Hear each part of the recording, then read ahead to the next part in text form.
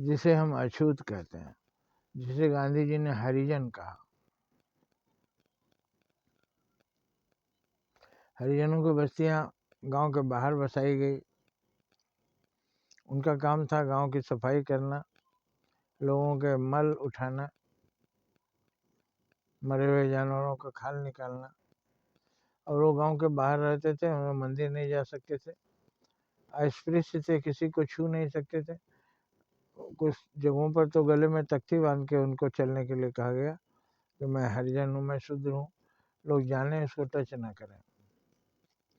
उनके बच्चे स्कूल में नहीं पढ़ सकते थे सभी बच्चों के साथ, वो मंदिर नहीं जा सकते थे। इतना सारा अन्याय एक समाज पर हुआ, वो था शूद्र समाज। उनका गुनाह क्या था?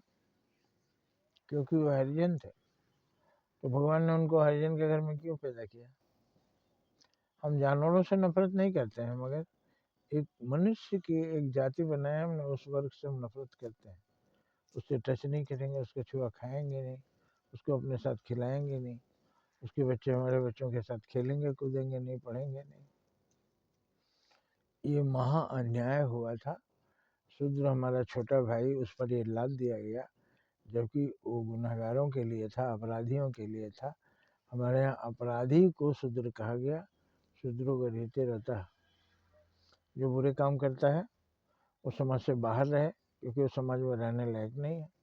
वो गंदे काम छोड़े तब मंदिर जा पाएगा, वो गंदे काम छोड़े तब उसके बच्चे सबके बच्चों के साथ पढ़ेंगे, नहीं तो उसके बच्चों का संस्कार बहुत खराब है, वाकई अच्छे बच्चों को भी बर्बाद करेंगे।